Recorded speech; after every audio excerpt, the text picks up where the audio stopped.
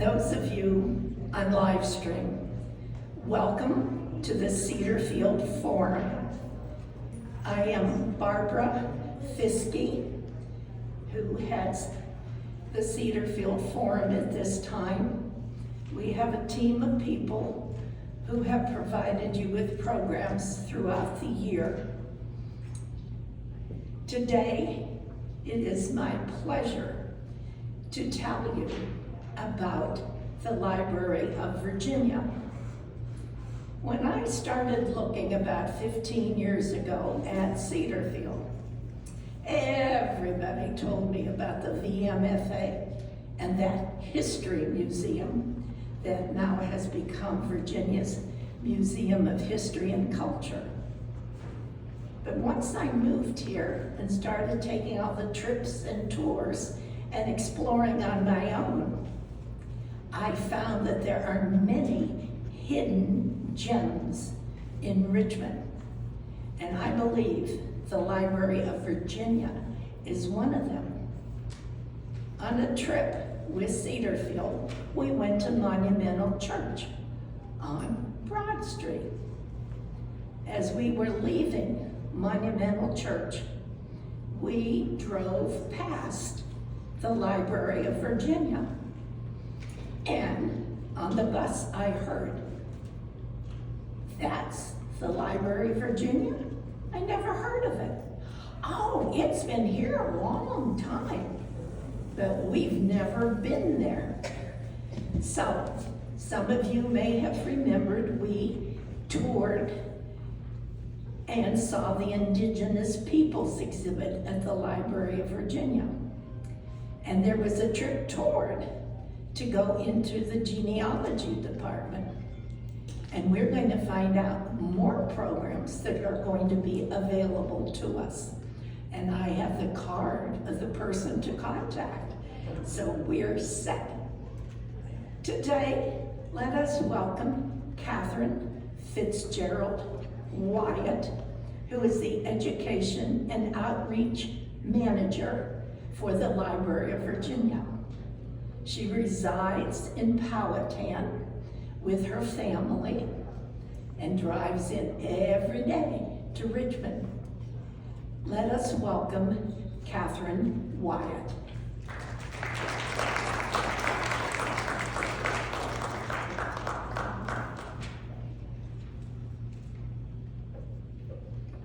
Thank you, Barbara. Welcome.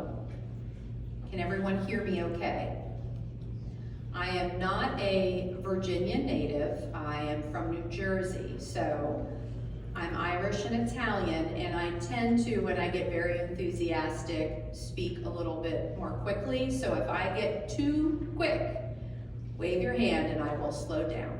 My husband says whenever I'm on the phone with my family, he knows it's a relative because my volume increases and I start talking with my hands. So, but I am delighted to be here with you all today. I've actually been at the Library of Virginia for 10 years. I just got my 10-year anniversary glassware.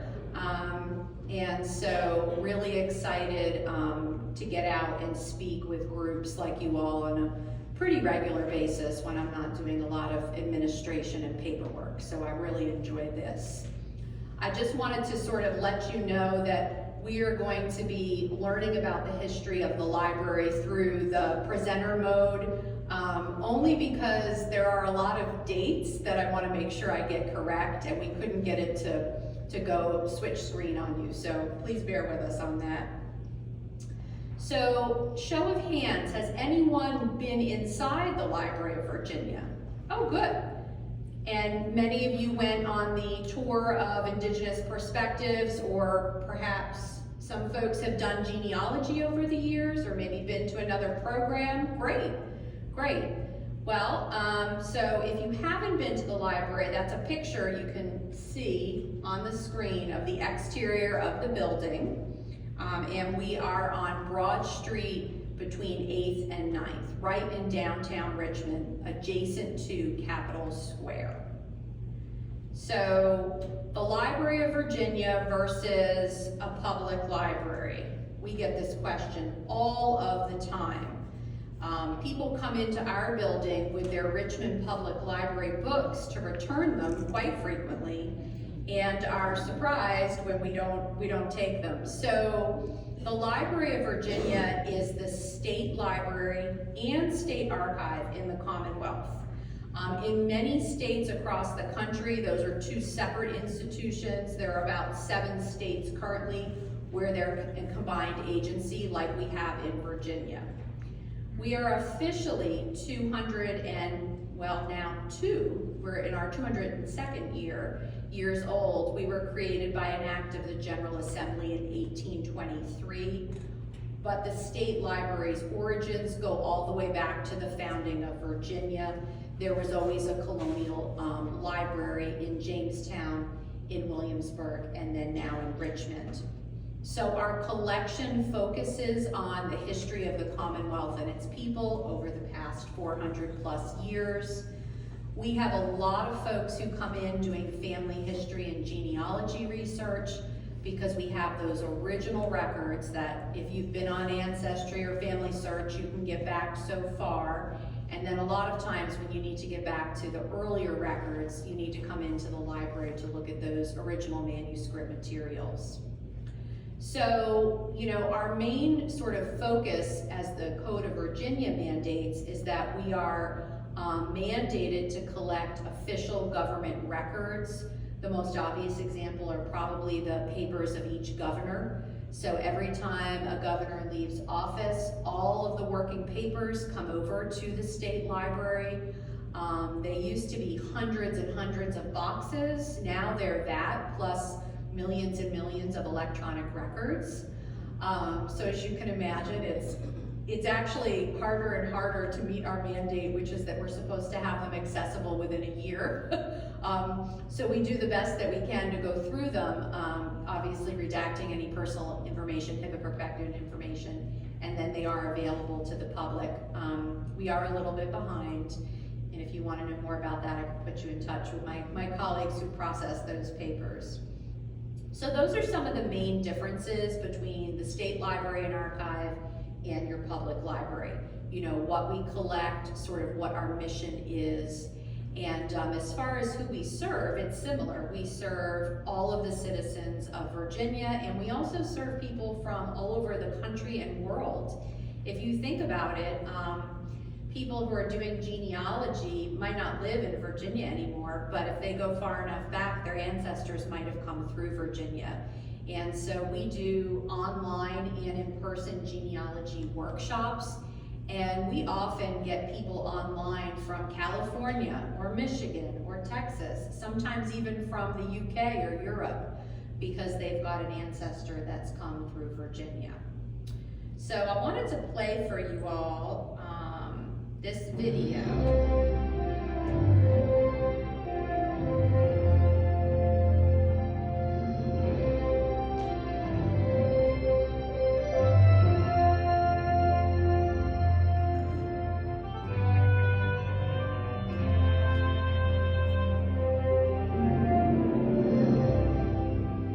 Welcome to the Library of Virginia, guardian of Virginia's collective experience and the trusted steward of many priceless records that document America's historic path to freedom. Here, you'll find a story of Virginia and all Virginians, told through nearly 97 million documents, books, photographs, maps, works of art, newspapers, recordings, posters, and official records preserved with state-of-the-art care and housed and protected in the library's more than 55 miles of shelves in this building and in an enormous off-site record center. These 97 million pieces of Virginia's history comprise one of the most extensive and priceless collections in the world. They tell us stories about the famous and the little known, the wealthy and the poor, the free and enslaved, the educated and the illiterate, and the people and their representatives. The records of many of the nation's founders and the legacies left by rulers are here, along with the writings of those who defined American freedom and helped establish the laws that have governed our country since before its beginning. For those who love to browse through documents, the story of our nation begins in Jamestown in 1607. A volume published in 1624 provides the first account of Virginia's history, with stories of early Native Americans, adventurers, planters, and governors. The author of this book was none other than Captain John Smith. Maps as well as descriptions of commodities, people, government, customs, and religion are found in this volume. For the scholar, historian, or amateur time traveler, just 1 degree of separation lies between the earliest days in a bewildering new continent and the world we live in today. A century later, the story moves to nearby Williamsburg. The new Virginia capital became the site of Virginia's first library, the Council Library, where America's founders were guided by reference books not only on law and politics, but also geography, world history, science, and religion. Many of the Council Library's books and official government papers can be found today at the Library of Virginia, including the minutes of the last meeting of the House of Burgesses, an historic meeting in which that body decided to separate from England. The clerk, who had been taking minutes in his customary small script, wrote this final word, finis, in script 4 inches high. Thus, with this final flourish, the era of colonial rule came to a fitting end.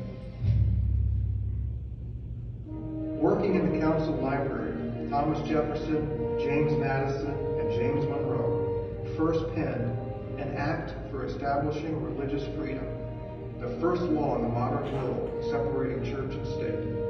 It became law in Virginia and later was incorporated into the First Amendment of the Bill of Rights to the Constitution, becoming the 16 words that have influenced the lives of Americans ever since.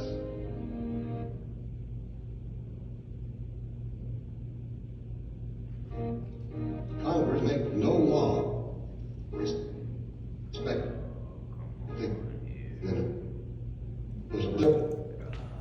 collections as well. It is one of only 12 surviving copies. Here you can also find a copy of the Declaration of Independence, an early and exact facsimile, printed on sheepskin and inscribed with a dedication to the author, Mr. Jefferson. As governor of Virginia, it was Thomas Jefferson who proposed the state library be established. The lost cannot be recovered, but let us save what remains. Jefferson's dream became a reality in 1823 when the Virginia legislature established this official state library. Ironically, by that time, the British had destroyed many of the colonial council's records and run off with much of Mr. Jefferson's private and official correspondence. There are records here from the days of Patrick Henry, Virginia's first governor. Every Virginia governor since has had official records on file in the library for historians and others to study. Of course, the library contains more than just the records of famous men and women. Here one can also learn about the lives of Virginia's farmers, free laborers, indentured servants, and slaves, about storekeepers, artisans, teachers, ministers, and other Virginians. The library has amassed such an extensive archive of court, business, organizational, and family Bible records, as well as personal papers, that many consider the Library of Virginia one of the most important family research institutions in the United States. Every year, the knowledgeable and professional staff assists more than 100,000 visitors from all over the world who come to explore their family's history and its connection to the nation's past. Some trace their families to the early settlers who came to Virginia from the British Isles and Europe, using land grants, county records, tax rolls, and parish registers of birth, marriage, and death. Virginians of African descent can trace their family history in these records too, as well as in plantation, business, and circuit court records, and records of other activities of daily life received from state and local governments across the Commonwealth. Consider Charles Ellis of Goochland, a World War II recipient of the Bronze Star and 5 battle stars, whose grandfather was born a slave. He never knew his grandmother's maiden name. Now he does, thanks to records located in the Library of Virginia. Those whose family members have served in the military can turn to our extraordinary military records collection, which was established after the American Revolution when the Virginia Assembly ordered an inventory of the service records of soldiers and sailors that fought in that war for freedom. These records touch many Virginians. Take, for example, Shirley Ann Minix of Fincastle, Virginia, whose father, Owen, became a husband at age 18, a father at 20, and a World War II casualty at 22. Shirley never knew a photograph existed showing her with her father until recently, when a story about the military records collection appeared in a local paper along with this photo and a caption that read, "Does she know there's a picture in a box in Richmond that shows her on her daddy's knee?" Less than 100 years after the American Revolution, the Civil War decimated the library and its collections. During the fall of the Confederate capital in April 1865, fleeing officials left the library in a shambles, and many historic and valuable documents were lost or stolen. Among these was the Virginia Ordinance of Secession, a manifesto dated April 17, 1861, that dissolved the union between the state of Virginia and the other states under the U.S. Constitution. During the fire that destroyed much of Richmond, a Union soldier named Charles Bullis took the Ordinance of Secession home to New York, where it remained until his passing. Eventually, the document was returned to the Library of Virginia. Other Union soldiers and souvenir hunters rummaged through the library in those final days of the Civil War, removing scores of unique manuscripts documenting Virginia's past. Fortunately, many have since been recovered. In war or at peace, the story of the library is Virginia's story. Here you can see how Virginians grew, made, and traded things, and sometimes even wrangled things. You can trace Virginia's economy as it evolved from subsistence farming to manufacturing, and then to a service economy, where industries like healthcare and technology work side by side. As the official guardian of Virginia's collective experience, the Library of Virginia has been a leader in the preservation of historical records. Skilled conservators use state-of-the-art technologies, along with traditional methods, to preserve and restore the vast collections. Among them, a unique set of miniature books, a priceless collection of George Washington's letters, and the papers of Virginia's oldest insurance company. The library is also charged with the care of the state's art collection. With this responsibility comes the complex task of art restoration. An important recent project involved a portrait of a lady, sometimes identified as Queen Elizabeth I, painted by an unknown artist in England in the 17th century. A gift to Virginia from Britain's Lady Astor, who was born in Virginia, the painting had been in the governor's office for years. When conservators removed yellowed varnish, small sections of the paint gave way, revealing the original painted surface underneath. After taking X-rays and infrared and ultraviolet photographs, a clear likeness emerged, restoring the painting to its original integrity after 300 years. Virginia has produced many significant literary figures that include Edgar Allan Poe, Sherwood Anderson, Ellen Glasgow, and Douglas Southall Freeman, Rita Dove, the poet laureate of the United States, Tom Wolfe, author of The Right Stuff, and William Styron, who wrote Sophie's Choice. Since its beginning, the library has collected the works of Virginia authors, and today invites them to share their work through public readings and book signings. The Library of Virginia officially recognizes outstanding Virginia poets, novelists, and historians every year, and the work of Virginia authors is housed for public review in a special room dedicated to Virginia authors on the library's second floor.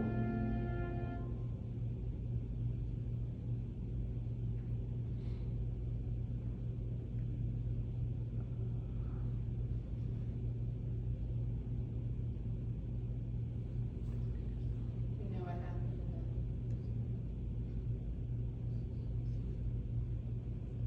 We hit the road with bookmobiles. each capable of carrying from 500 to 1,000 books into rural communities. The library arranged for thousands of books and magazines to be collected and sent to military bases, and war-related brochures, posters, and promotional materials were added to the permanent collection. The Library of Virginia continues to support the quality of life in Virginia's communities through programs and services for libraries throughout the Commonwealth.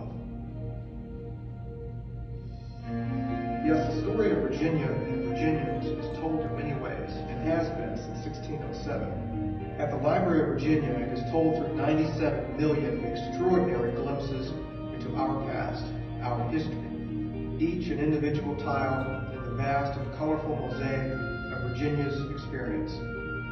It is a story of Native Americans and early settlers, of farmers and plantation owners, of free men and slaves, of patriots and founding fathers, of soldiers and peacemakers, of entrepreneurs, businessmen and women, tradesmen and shopkeepers, of famous leaders and citizens of every walk of life. This film is just an introduction to telling these stories. Imagine how many more can be found at the Library of Virginia. The nation's story, Virginia's story, your story.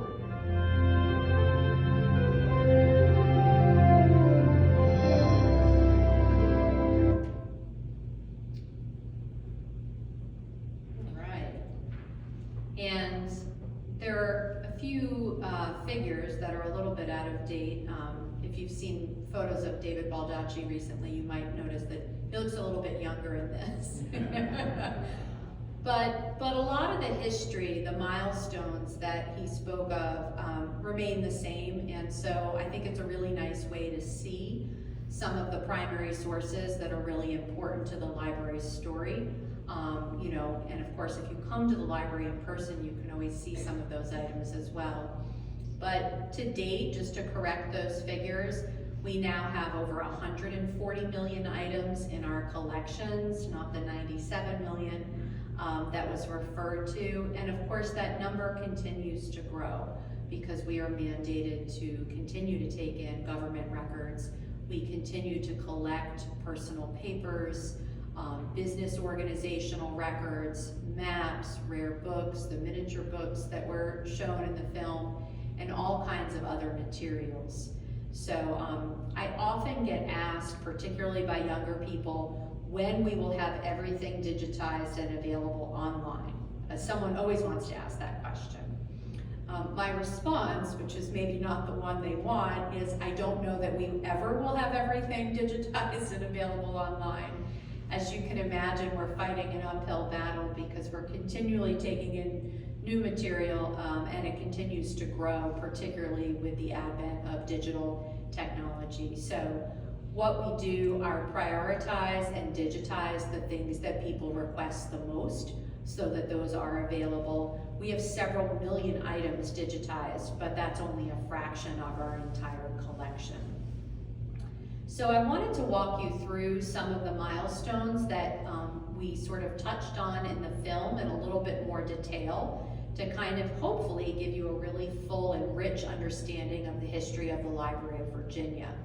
So as we saw in the film, this drawing that you see is sort of the founding of Virginia's State Library, which happens in 1823. And there were several failed attempts to establish a library at the seat of government, but finally on January 23rd, 1823, the General Assembly authorized the use of proceeds from the sale of William Waller Hennig's statues at large to fund a library for the use of the Court of Appeals, the General Court, and the General Assembly. So the state library is really created to serve our representatives in state government and law, and to basically be a resource for them. Virginia's colonial government had previously kept a library of books on law, navigation, natural history, and other topics, some of which we still have today in the library's collections. And the state library was located in the capital until 1895. So our current location is actually the fourth location, and I'm going to go through each of them. So this is the first in the state capitol.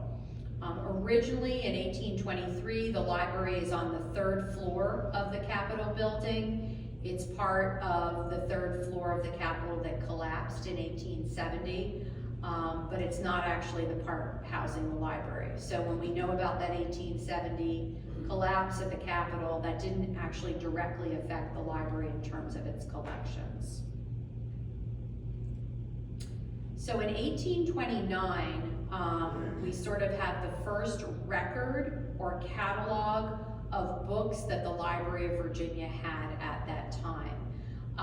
And so the state librarian in 1829 is actually authorized to purchase additional books as recommended by the General Assembly's Joint Committee on the Library. This committee had oversight of the library until 1903, when a state library board was created. So the book collection grew from 659 titles that are listed in this first catalog that we have in 1828 to more than 17,000 titles by 1856. In 2023, the library's collections contained more than 860,000 books, periodicals, serials, and maps, as well as more than 800,000 federal documents and online publications, which the library receives as a member of the Federal Depository Library Program. So those are kind of our printed materials as they grow over time.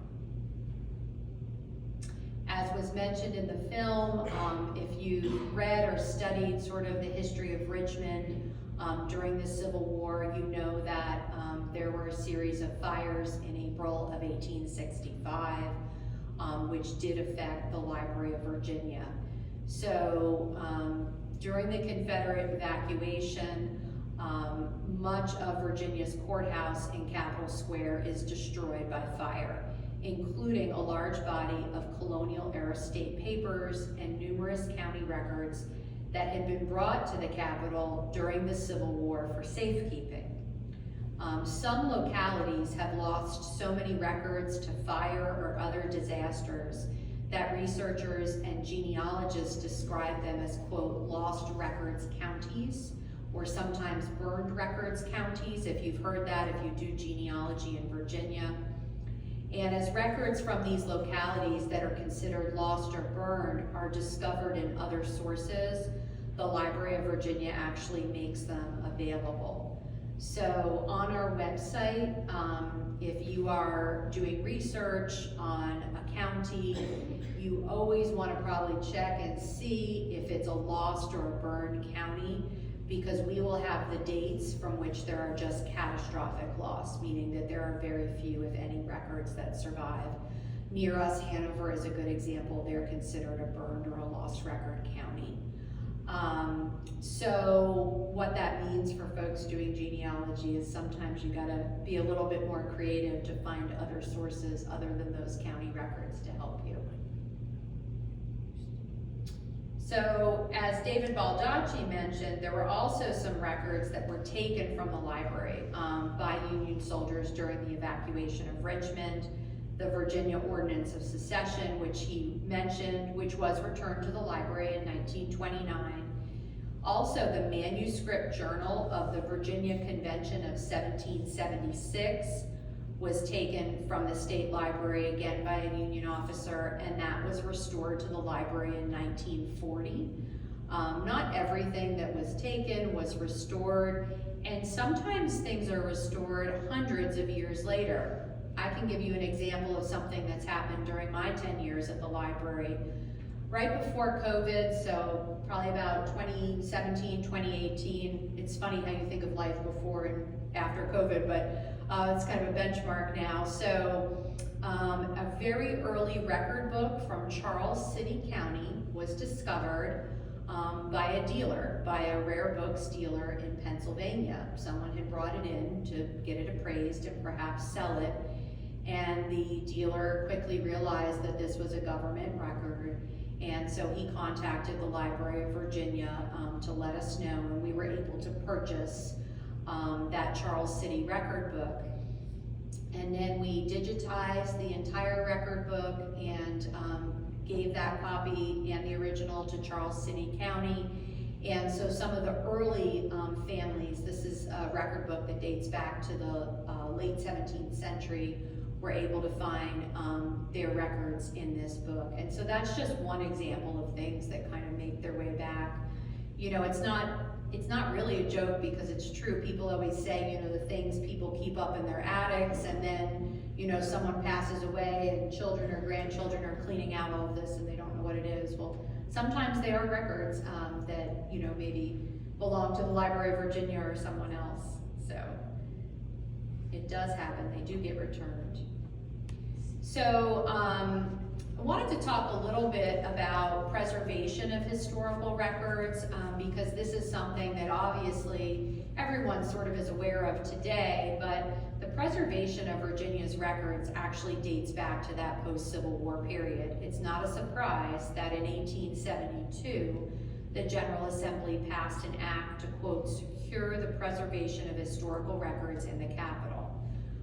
Really, since the Civil War, the archival records that remained were just a mess. You know, they weren't organized, they were missing, some of them had a lot of damage. And so the state librarian creates officially a Department of Archives and History in 1904 to catalog what remains of the state's archival records. The official records of the Commonwealth are the library's single largest collection, and they include records of the Virginia colony from the 17th century all the way through to electronic records of the 21st century. And sort of all told, that 140 million items I mentioned earlier, they really provide an incomparable public record of the history and development of Virginia. And so on the screen, this is just one example of one of those records. This is a 1781 militia commission of Lewis Burwell, and it's preserved in Thomas Jefferson's executive papers. So we're sort of traveling through time. This is a photograph of the Virginia State Library building circa 1895. So during the summer of 1895, the State Library is going to get its first sort of dedicated building. Documents and books are moved actually from inmates from the state penitentiary into this building. It's located on the eastern side of Capitol Square, and it's designed to be fireproof. It also houses other state government offices. At the time, the library shared that space with the Office of the Auditor, the State Treasurer, and the AG. An additional wing was added to that building in 1908, and the State Library was open to the general public. The city of Richmond paid for an additional clerk to extend its public hours until midnight. It was later known, the building, as the Old Finance Building. It was then renamed for civil rights attorney Oliver W. Hill Sr. in 2005. And that building is still in downtown Richmond. So one of the charges of the library, which I think is a continual challenge, is that we aren't just the State Library and Archive of Richmond, Virginia. We are the State Library and Archive of the entire Commonwealth. We are just located in Richmond. And so how do we make sure that citizens across the state have access to the resources? Well, today it's a little bit easier to imagine in the digital age, but all the way back in 1904, that wasn't possible. And so I don't know if anyone's ever seen traveling libraries before, but this is an original trunk that was sent across Virginia and then basically contained materials that people could check out in a community. So these traveling libraries were set up in general stores, in churches, and in schools. And this program was implemented in 1904. The specifics, in order to get a traveling library, you had to have a group of 10 taxpayers. They could apply to have a collection of books sent to their community free of charge. As part of its efforts to increase library offerings statewide, the state library also began an interlibrary loan program, enabling any library in Virginia to borrow books from the state library and the state library to borrow books from institutions worldwide. The library continues to fill thousands of interlibrary loan requests every year. And so if you've worked with your public library, university library, that's part of that international interlibrary loan system, which has its origins all the way back in the early 20th century, which I think is kind of interesting. So, all the way back, to the library's founding, we've always sort of collected more than just government records.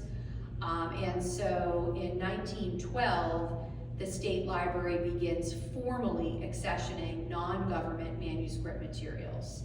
The first accession is a collection of, it's called the Memoranda of Negro Melodies. It's compiled by Richmond lawyer Charles M. Wallace at the turn of the century. We have actually a very large sheet music collection. And since then, the library has accessioned or taken in more than 35,000 collections of private papers, including business, organization, and personal papers, church records, cemetery records, Bible records, genealogical notes, you name it. And so one of our archivists, has been there, I think since the building opened, the current building, so more than 25 years, published this Guide to Personal Papers in 2008. And let me tell you, the book is, I am not exaggerating, this large. And of course, it's now out of date because it was published in 2008. And so I've been asking him if he's going to be updating that, and he said he's not sure if he will have time before he retires. But it is just amazing the amount of material that we continue to take in. So the second state library building, so 1940 is another kind of milestone year. The Virginia State Library moves in that year into its second building, which you can see here. It's shared with the Virginia Supreme Court of Appeals. This is a very different style. It's Art Deco. It's built on Capitol Street. Today's address would be 1111 East Broad Street. To complete the move, 40 library staff members, along with work projects administration workers, moved 350,000 volumes and between 2 and 3 million documents through the tunnel under Capitol Square to the library's new location just north of the Executive Mansion. The reading rooms open to the public on Christmas Eve, December 24th. 4 additional floors are added to this building in 1971 for additional stack space. And this building is renamed the Patrick Henry Building in 2005. It now houses executive branch offices. And of course, that's still there on Capitol Square. So as part of sort of the 1940s and 50s, as we're kind of continuing along our timeline, people might be wondering, I haven't talked yet about local public libraries. Well, this is kind of where they come in. So we started first with those traveling trunk libraries. Now, as communities are growing across the Commonwealth, they want to establish local public libraries. So in 1942, the General Assembly first appropriated money for grants and aid to localities to establish libraries.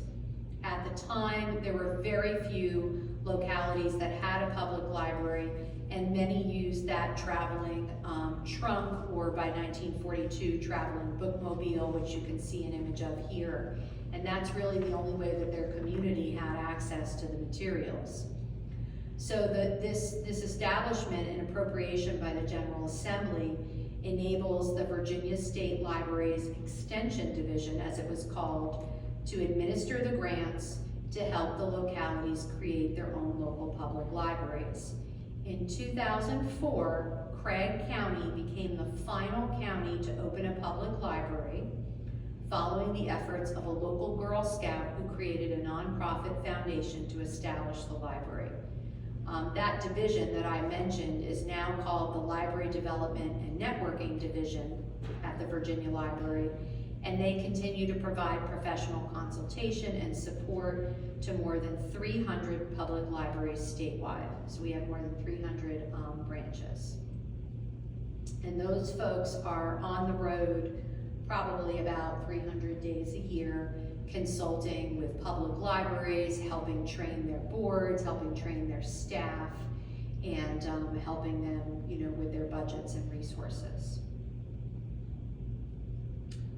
So publications at the Library of Virginia, that picture of the manuscript materials book that was published in 2008, that was actually published by the Library of Virginia. We used to publish books and other materials. And so the origins of that go back to 1951. Virginia Cavalcade, which was a quarterly illustrated magazine about the state's history and culture, was first published in June of that year. And then from that, the library's publication program, which had begun kind of in smaller steps in 1905, really began producing at a very large volume. They produced Cavalcade, they produced bibliographies, finding aids, periodicals, books even, and all told, all of the materials the Library of Virginia published could fill a bookshelf 40 feet long, including the ongoing reference work, the Dictionary of Virginia Biography, which is now, it used to be print volumes, now it's all online. And I think they're on like G, so they've been working on it for a long time. Publication of the Virginia Cavalcade ended in 2002, but since 2008, the Library of Virginia has published a quarterly magazine, Broadside. If anyone is familiar with that, you might get it in the mail. So managing the Commonwealth's records. The state in 1959 transferred its records management program to the state library. So before that, another agency had managed it. And so the Library of Virginia creates a division called the Records Management Division. They are still around. Their mission is to advise state agencies on document retention procedures, non-essential records disposal, and preserving records of permanent value. Those folks work with all of the state agencies around the Commonwealth to make sure they are keeping what needs to be retained, properly disposing of things that need to be disposed of, and really just, trying to help with a lot of times staff who don't have the knowledge and expertise in this very unique skill set to maintain their records so that they are accessible. That's one of our vans that's in front of the Capitol. This picture just sort of illustrates, when Governor Youngkin is getting ready to leave office, he will call the records management team and they will come with, I don't know how many of these vans, and basically take custody of all of the working papers from that administration. And then they'll drive them off and start processing them. So this program, this records management program, was one of the first systematic efforts in the country, and government records of permanent historical value are regularly transferred to the library, such is the case with each gubernatorial administration. So now we know about how the library has been managing state government records, but what about local records? We've kind of talked about it here and there. This works a little bit differently in every state, and so I'm just going to talk to you about Virginia's relationship with the localities in terms of local records. So in 1972, the library's Archives Division creates a local records program to preserve and microfilm vital records in each Virginia county and independent city. As early as 1892, the state funded efforts to copy county records dated prior to 1700.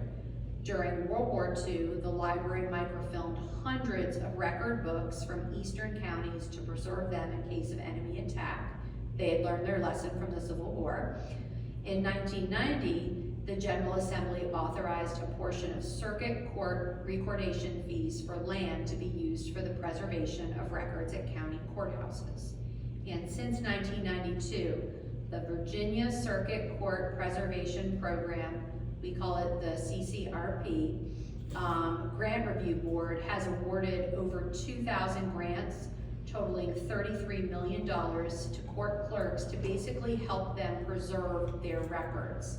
And the CCRP continues to this day to preserve, digitize, and microfilm historic records from around the Commonwealth. So the way it works in Virginia is that the localities maintain ownership and control of their records. Some localities keep all of their records, like Fairfax, for example, because they have the resources and the staff to do that.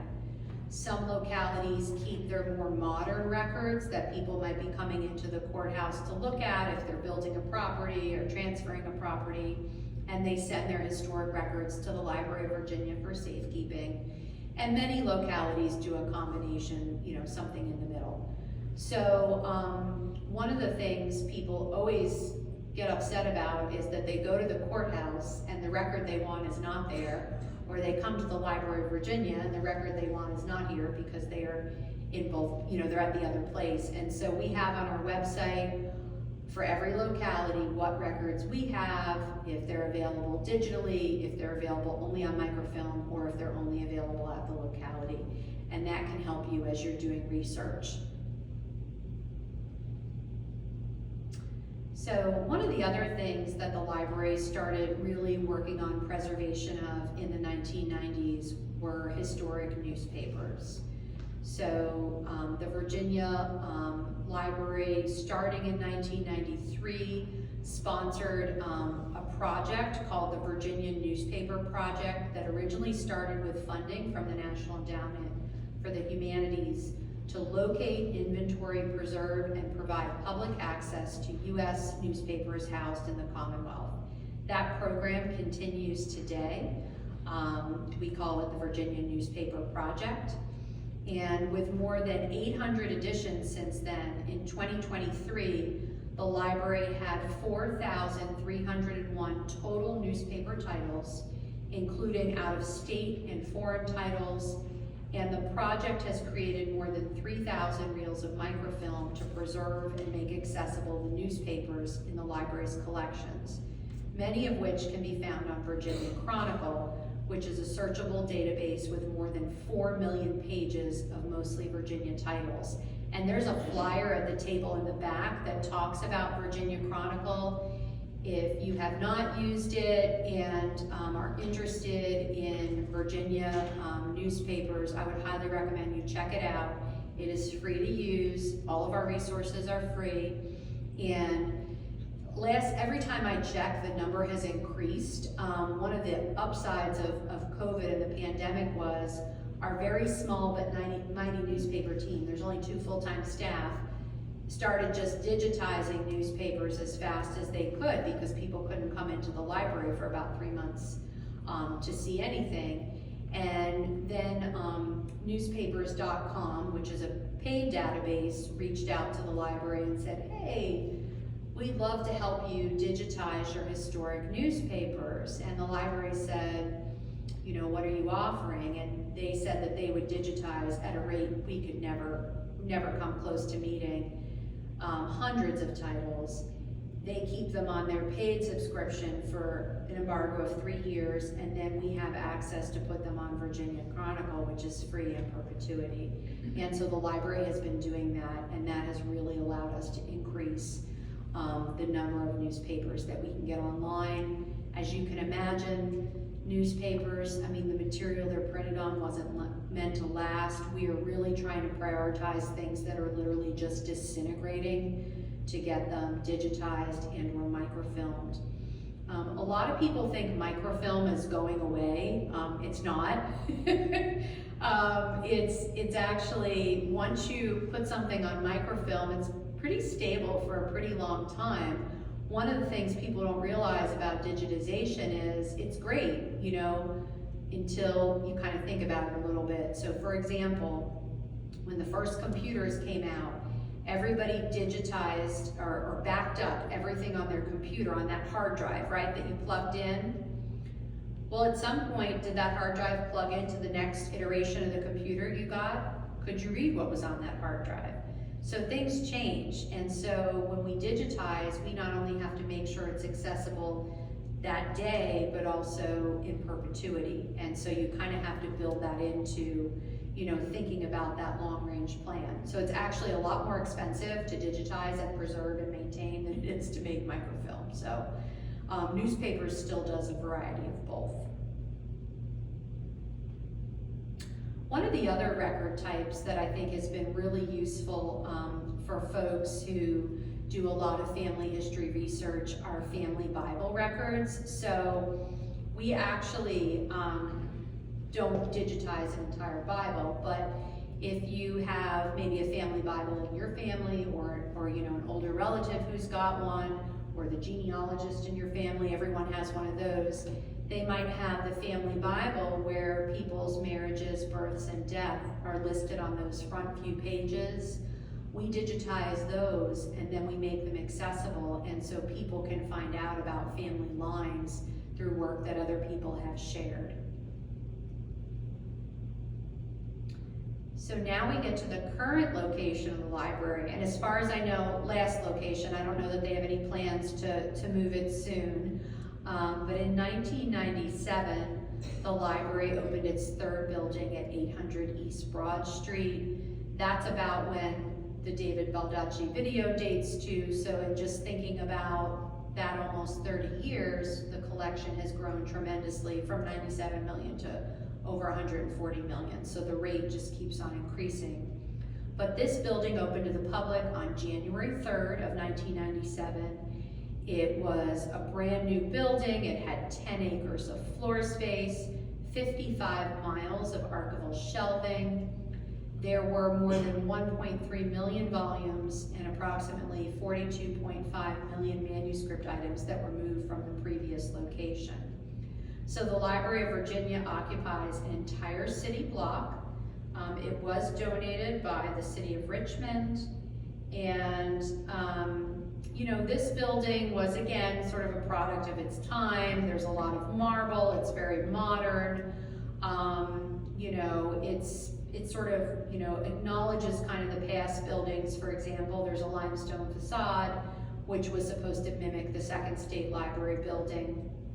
This building also includes a conservation lab and an exhibition gallery to highlight collection materials, both first of its kind. It was in existence in many of the other buildings. And then, you know, very quickly, probably even before this building opened in 1997, the state knew that we would never be able to house all of the materials there. And so they built an off-site facility in 1999. It's called the State Records Center. It's out near the Richmond Airport. And that facility houses kind of our less frequently requested materials. And it's over 77,000 square feet. It has 26-foot tall shelving, a full box shredder, and a blast freezer to treat wet and pest-ridden records. And I give you those statistics to let you know that the State Records Center is full. The Library of Virginia's 55 miles of archival shelving are full. And so we are in the process of building a whole new pod onto the State Records Center in the next few years. It's a joint project with VCU Library, and as you can imagine, they're also out of space. And so we're gonna work with them to kind of combine and shift materials out there. So they told us that the sort of best guess is, you know, how long will that new pod give us? And they said about 20 years. And that's just basically, you know, standard, and then we'll have to think about new spaces.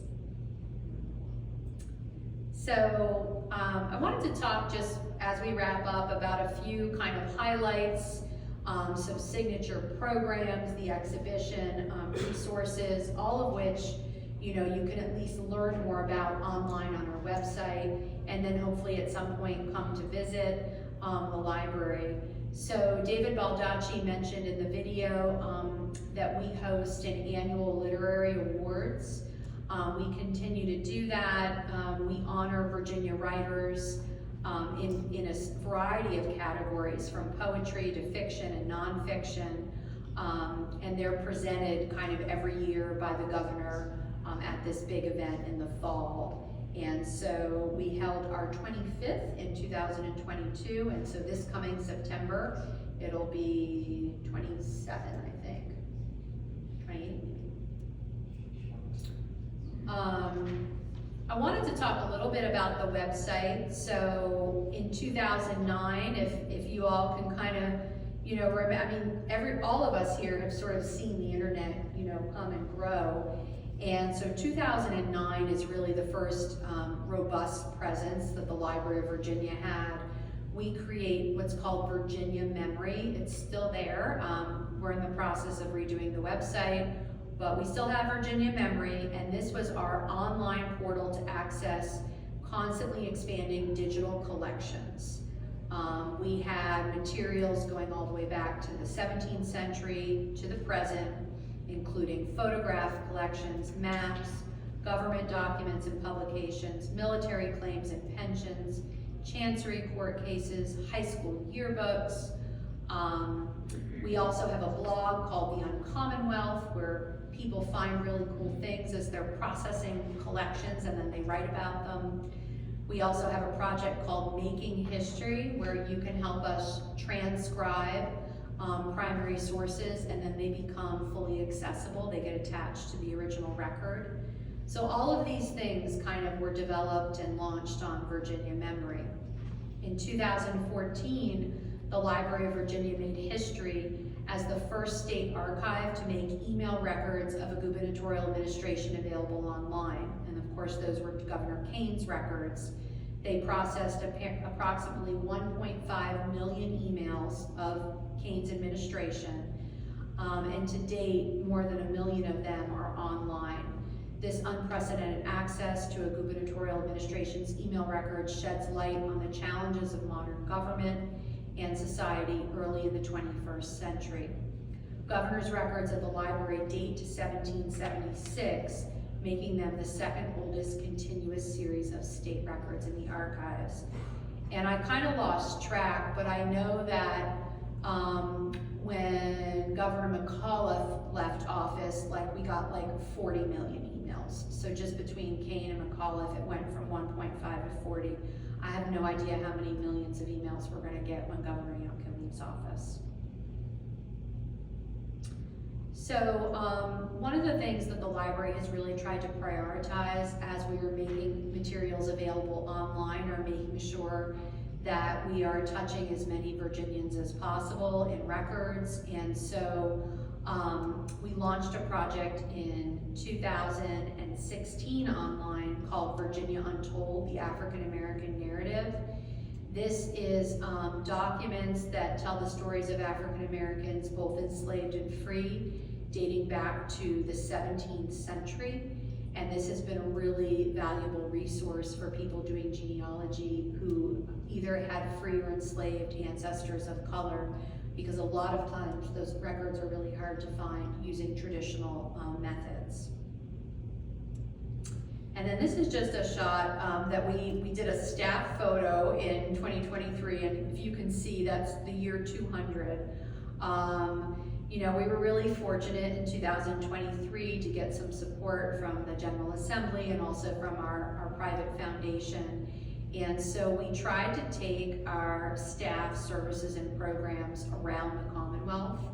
And so we took a van that I drove a lot and went to public libraries and shared resources and staff expertise with communities. And just really tried to raise the awareness of the Library of Virginia. Like Barbara said, a lot of people had no idea that we have a state library and archive, much less what we had inside the building. And so that was really a big focus of our efforts in 2023 that we continue today. So here are just some current shots of the building, where, as I mentioned before, we have over 100 million manuscript and printed sources. Things are changing, so I'm not going to spend too much time on this. One of the other things we're doing besides building another pod at the State Record Center is renovating our public spaces. So the first and second floor, which are primarily for the public, look the same as they did in 1997 when the building opened. You can imagine that people engage in a very different way. They want to collaborate, they want to reserve meeting spaces, they want to use technology to help them learn and engage. And we're not quite set up for that as well as we could be. So we are also talking about building a much larger exhibition space so that people can see more of these documents. Our current gallery is like 1,200 feet. It's really tiny as far as museums go. So we are in the next few years going to be working on this really big renovation that I think is going to be really exciting and hopefully engage with people for years to come. But currently, I did want to just show you that 55 miles of archival shelving, that photograph that you see with some of our interns. They are standing in what we call the stacks, and those occupy the entire 3rd and 4th floor of the building. The 1st and 2nd floors are for public. We have our research room on the 2nd floor. Our 1st floor has our exhibition space, some conference rooms. We have a cafe now. Whisk, who's a local vendor, has opened up a cafe in the library. So a lot of our amenities are there. And then the 5th floor is primarily office space. We have, in anticipation of getting a brand new website, relaunched our library catalog. And so if you haven't been on our website in a while, when you go on, it might look a little bit different. It's also going to be changing. I'm not gonna hide that. And so we are all waiting for the new website, which we hope will make it easier for people to find a lot of the materials that we have online, which include digital collections, which I mentioned before. And a question we often get asked is, I really like this record, and can we get it digitized? There is always an opportunity to let us know what you want digitized, and they will put it in the queue. And Barbara is giving me the sign, so I'm going to skip to the end. And if you are interested in digital collections, I can always talk to you about it more, but I wanted to mention before we stop our current exhibition, which is mapping the Commonwealth, 1816 to 1826.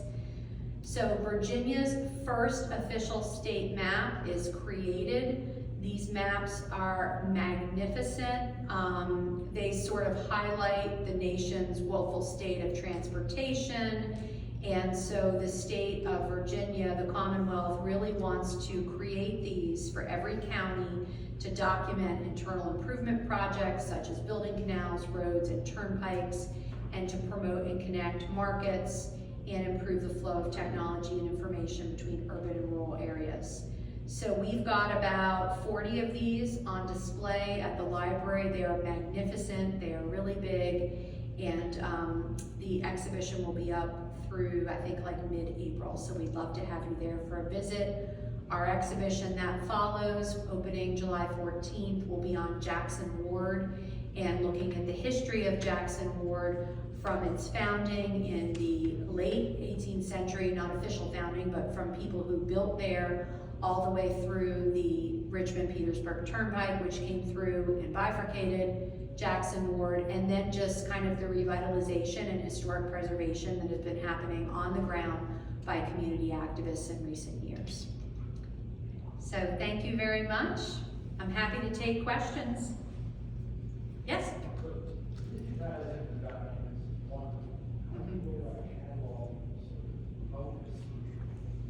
It's a great question. Yeah. Oh, sure. Sure. So digitizing the documents is great, but how do we go about cataloging them so that people can actually find them? Is that, I just want to make sure I got it. That's a great question, and we do catalog everything that we digitize. However, it sometimes is not easy to find. And I'm going to be honest, I have the same issues. You know, some of our things are cataloged at kind of the collection level, and they might have a finding aid that will give you some information about what's in the collection, but not down to the specific item.